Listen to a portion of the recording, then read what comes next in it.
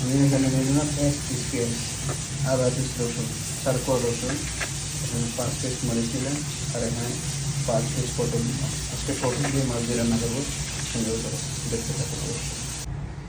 ये अभी अस्सलाम वालेकुम गाइस। और खाना भी बनाना पड़ेगा, सिर्फ स्वीट बना के तो नहीं चलेगा। इसके लिए अभी इधर मच्छी ले लिया 1 पीस, खूब ज़्यादा मच्छी, ये पॉमलेट मच्छी है, ठीक है। इसको मैं फ्राई करेगा अभी।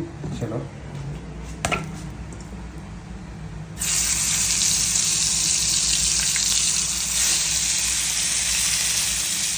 मच्छी को अच्छे से फ्राई करेंगे, ठीक है।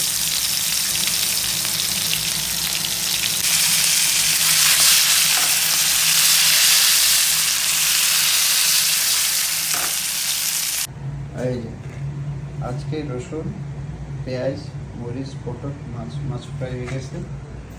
চলুন রসুনটা দিয়ে দিলাম আমি। রসুনটা দেওয়ার সাথে সাথে রসুনটা ব্রাউন হয়ে গেছে। রসুনটা ব্রাউন হয়ে গেছে, আমি কী করবো, আমি দিয়ে দিলাম জিরা, ধনিয়া, হালকা বলবো হালকা মরিচ দিয়ে দিলাম।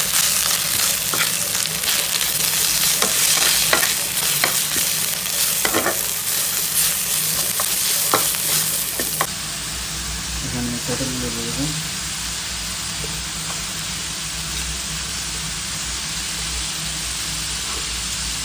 আজকে পটলের ফুলটা ফেলিনি, কারণ পটলের ফুলটা বাজি করে খাওয়া যায়, মতো বাজি সময় দিন মটন খাওয়া যাবে। নিজে মশলাটার সাথে পটল খাওয়া ভালো করে মশলা করে নিলাম।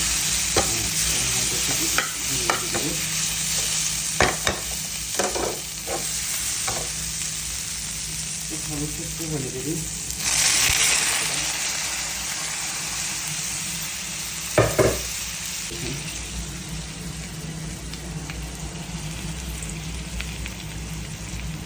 এবার আমি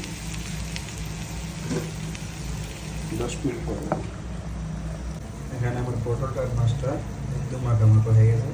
এখন স্টপ করে দিলাম রান্নাটা, মাছ হয়ে গেল। দেখতে পাচ্ছেন কত সুন্দর একদম শুকনো শুকনো হয়ে গেছে মাখামাখা।